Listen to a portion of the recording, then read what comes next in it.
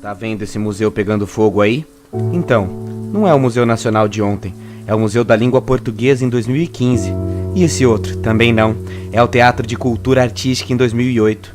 2010 foi o Butantã. 11 foi o incêndio no Palácio da Praia Vermelha. 12 a Faculdade de Letras da UFRJ. 13 o Memorial da América Latina em São Paulo.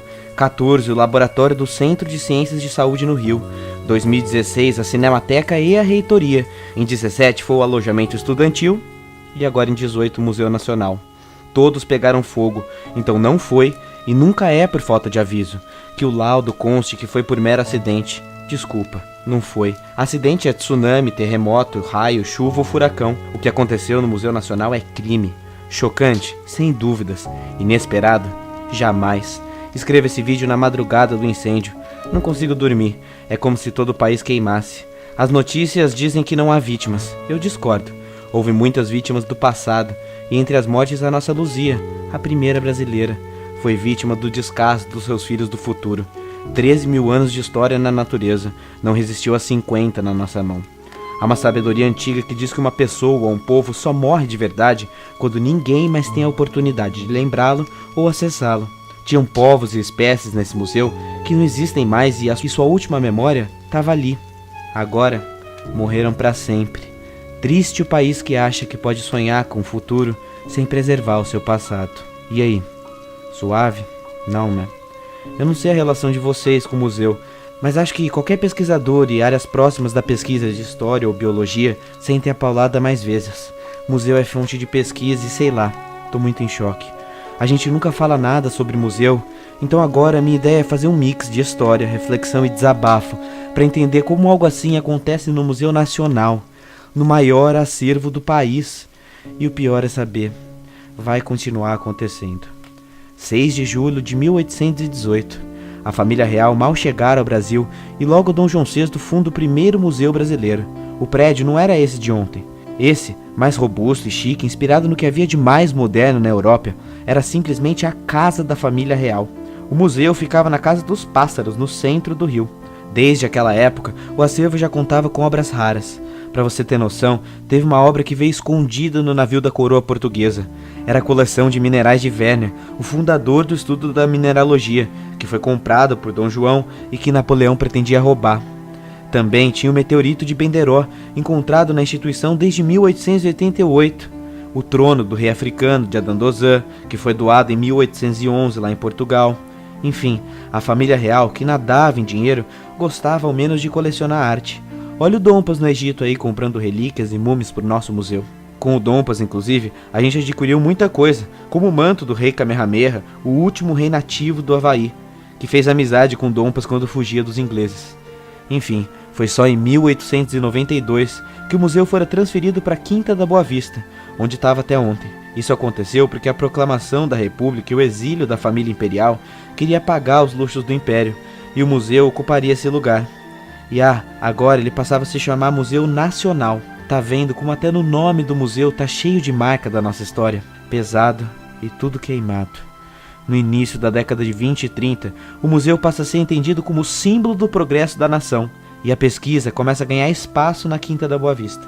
Passamos, por exemplo, a ter laboratórios de química, e isso gerou um grande intercâmbio internacional. Em 25, o Einstein e a Marie Curie, em passagem pelo Brasil, fizeram questão de ir ao nosso museu. O local era sempre muito frequentado, obviamente, pelas elites, mas sempre referência da cultura nacional. Depois, nasceu a ideia de que o museu era uma instituição voltada para o povo. Entre 37 e 55, durante a administração da antropóloga Heloísa Alberto Torres, segue-se as ideias do governo Vargas, que buscou, de certa forma, investir na ciência nacional. Em 46, o museu passa a ser administrado pela UFRJ. Em 50, o último presidente do Brasil visita o museu. E sim, é isso mesmo que você ouviu. O último presidente a visitar o museu foi JK. E na ocasião, inclusive, ele parecia profetizar o futuro sombrio que vinha pela frente. Dizia ele que se o Brasil soubesse a grandeza e a riqueza do museu, não deixaria ele chegar nesse estado. Daí pra frente foi só resistência. Entre as indas e vindas o museu continua, e hoje rolava até força de vaquinha online. Mas são os trabalhadores apaixonados, os pesquisadores fervorosos, os restauradores guerreiros é que, independente da gestão pública, mantinha o museu. Até ontem, o acervo era composto por cerca de 20 milhões de itens e resistia, sendo o maior e mais importante acervo indígena e uma das maiores bibliotecas de antropologia do nosso continente. Tinha departamento de paleontologia, geologia, antropologia, biologia, 400 alunos de mestrado, doutorado, acabou. Tudo. E não é derrotismo não. Objeto de pesquisa queimado não tem backup, não tem saída, não tem dinheiro que pague milhares de anos de uma múmia egípcia. Muitos talvez não entendam a dimensão do que é perder um museu e podem imaginar que isso é só velharia. Mas sabe por que pensam nisso? Porque nós não frequentamos museus. Museu tem muito mais do que isso. E engana-se quem acha que é perder o passado. Pense, por exemplo, numa espécie de animal rara, batizada e depositada nesse museu há 100 anos. A referência fica ali para sempre, para os povos do futuro estudarem. O museu, então, é o mais próximo do que podemos ter de uma viagem no tempo, para o passado e para o futuro. Imagina a própria Luzia. Perdemos não só o passado de 13 mil anos dela, mas todas as descobertas que o futuro poderia fazer sobre a Luzia e sobre nós. Entende o tamanho do dano incalculável e infinito que estamos passando? É passado, presente e futuro contaminados. Inclusive, vamos falar de presente. Que estado é que estava o museu? De competência do governo federal, o Museu Nacional, como até o Louvre, é público, e guardar patrimônio é estratégia nacional. Aliás, isso não é nem luxo, é lei. A Lei 11.904, que versa sobre o Estatuto dos Museus, onde a palavra preservação aparece 8 vezes. Na prática, porém, isso é bem longe da realidade. Sobre as verbas, a instituição vinha sofrendo cortes orçamentários há pelo menos 3 anos.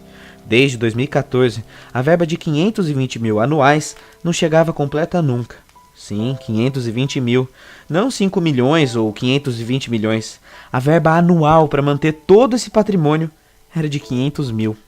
Como comparação, olha o custo do ministro do STF por mês. Não é de embrulhar o estômago e se revoltar? No apartamento do Gedel, o político dos 51 milhões dava para manter o Museu Nacional por quase 100 anos. Depois, entra a burocracia. A documentação exigida é importante. Um prédio tombado cataloga itens raros e por isso demora. Porém, essa demora estava levando meses ou às vezes até anos para sair, e o feitiço vira contra o feiticeiro. As normas nacionais de combate ao incêndio em museu são dos anos 70 e 80, e sem contar a possível corrupção gerada pelas empresas de vistoria. Mas eu nem vou falar disso hoje. Bem, às vésperas da festa de 200 anos do museu, 10 das 30 salas estavam fechadas e menos de 1% estava exposto. Até a Luzia estava na gaveta. Em janeiro, o museu chegou a ficar fechado por 10 dias e após uma greve de funcionários, não faltou reportagem denunciando a calamidade pública que estava rolando. Ontem, inclusive, teve marcha pela ciência e pela preservação do museu lá na frente. Mas não deu tempo e ninguém quis ver. Aparentemente precisa pegar fogo literalmente pra gente acordar pro que tá acontecendo e dar valor. E sabe o que tá escrito pro roteiro dos próximos dias, né? Vai aparecer algum especialista, vai culpar alguém ou talvez nem isso, os governos vão continuar agindo com total descaso ao patrimônio público, as paredes de outros museus vão continuar caindo e os políticos, sabe o que eles vão prometer? Reconstrução, oportunidade de licitação desviada. Como se dinheiro trouxesse de volta 10 mil anos de história. É revoltante, manter serenidade nesse vídeo tá difícil. Enfim, nada mais simbólico para o momento que vive a ciência no país do que a primeira instituição científica pegando fogo.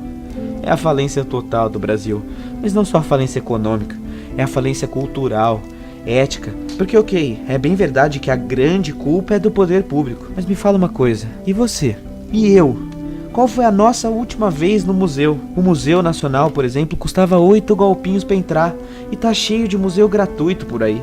Qual foi a última vez que lhe passou na cabeça conhecer a história ao invés de sair para qualquer outro rolê? Museu é visto como luxo, exótico, e não é para ser. Frequentar museu é encarnar a história viva, é ir além do livro, é ver e visitar a nossa história material, nossa cultura material. Se ao menos uma lição pudermos aprender com a morte do Museu Nacional, é que a gente deve frequentar museus. Porque o museu queimando não é apenas um museu queimando, é a história de um país, de uma humanidade queimando. E isso está sendo sintoma do mundo que vivemos. Não é à toa que tiranos destroem museus quando invadem países. O imperador romano Júlio César fez isso lá atrás na biblioteca de Alexandria. Hitler fez isso quando invadiu Paris. O ISIS faz isso até os dias de hoje quando destrói monumentos em suas ações. Matar um museu é o jeito mais rápido de aniquilar um povo, pelo menos simbolicamente. Um povo sem passado não consegue reconstruir seu futuro. Sem ciência, sem educação, sem acesso ao conhecimento, simplesmente não dá. Museus são o pilar, o símbolo de tudo isso. E como coloca maravilhosamente bem o texto do Felipe Figueiredo, do Nerdologia e Xadrez Verbal, é no museu onde se encontram muitas perguntas e se buscam muitas respostas. Quem somos? De onde viemos? Qual a nossa origem? Tá tudo ali. Será que vamos finalmente entender que a história não é doutrinação, coisa de vagabundo ou qualquer coisa que o valha? Será que vamos perceber que cortar a verba da cultura significa isso na prática? Termino meu vídeo muito triste, citando a placa da Cápsula do Tempo de 1972, afixada no jardim do museu. Nela, muitos itens lá da época depositados e um desejo, que o povo conservasse o museu e abrisse a cápsula somente em 2022. Nosso descaso destruiu tudo antes disso. Todos que por aqui passem, protejam esta laje, pois ela guarda um documento que revela a cultura de uma geração e um marco na história de um povo que soube construir o seu próprio futuro.